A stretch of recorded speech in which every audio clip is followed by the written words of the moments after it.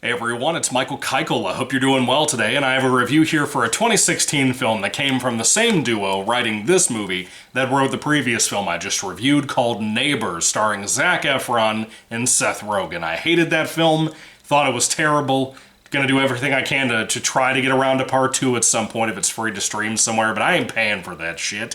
Anyway, this movie came out around the same time, 2 years later, and I forgot about it. It's one of those movies like some of these earlier Zac Efron films, post-High School Musical, that I've wanted to see, and I just kept missing out on. I'm a huge fan of the guy, really love his work, and there's a lot of other people in here I really enjoy too. This movie is called Mike and Dave Need Wedding Dates. Now, essentially what this film is, it has Zac Efron and Adam Devine from Pitch Perfect. That's what it was.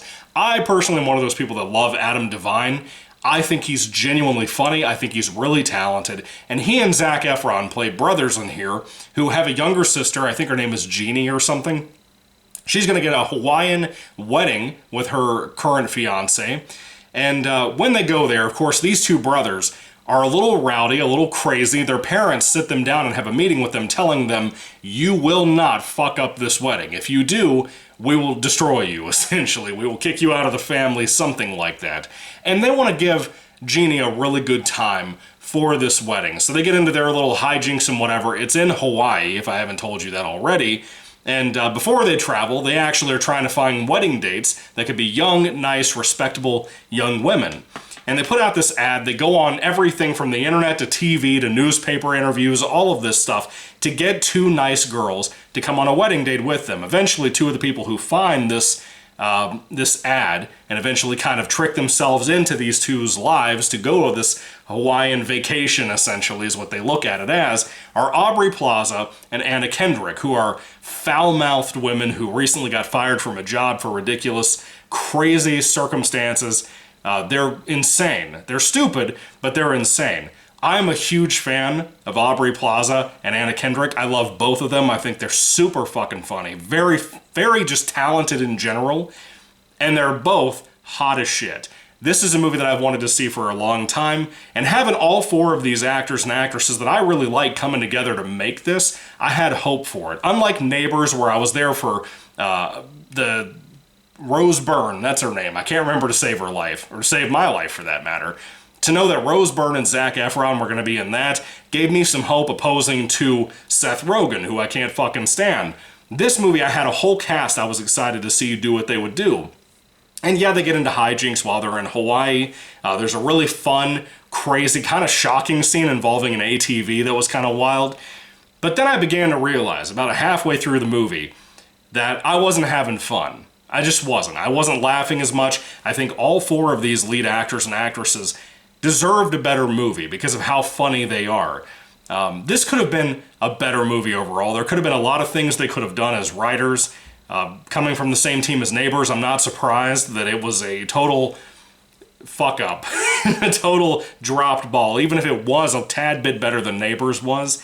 My big thing here is that I didn't really get what I wanted. And it kind of, towards the third act, took a little bit more of a focus on Jeannie and her life, how the brothers are still idiots who still ruin everything all the time. But there's a scene that I will never forget as long as I live. There's a very famous actor who's in Marvel, and I think now he's going over to DC, or was it vice versa? Anyway, not a fan of this guy, can't stand him. If you know the movie, you know what I'm talking about. But there's a scene where this masseuse, this famous actor, plays. It's kind of a cameo at the time because he was a comedian, where he has to give this sister, Jeannie, or whatever her name was, a massage. But somebody, one of the girls, pay him extra to give her an even more special time, like a happy ending type of time. And I'm going to tell you, man, that was the most obnoxious, annoying scene that I think I've seen in a movie for a long time. It was kind of shockingly awful. Everything from the directing of it, to how it was done, what happened there, everything. I did not like it. I thought it made the movie worse. If that entire scene had been removed, this movie would have been a milquetoast, like 3 out of 5, 5 out of 10 stars, whatever the rating would be that you would choose. But that scene made this movie worse, in my opinion. Unlike Neighbors, I didn't feel the urge to want to fast forward. I didn't on either movie, but I didn't have the urge to want to do that, to just get the shit over with. This movie was just plain rough. It wasn't completely bad. I love the cast. They did what they could with the writing and with the movie they were given.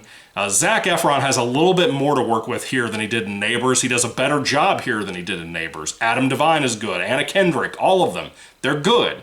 I think all of the supporting cast are good for this movie. I just feel like it was a giant missed opportunity the majority of the time. There could have been a better movie out of this, and we just never saw it. So I'm kind of bummed about it. It has a lame soundtrack for partying and shit.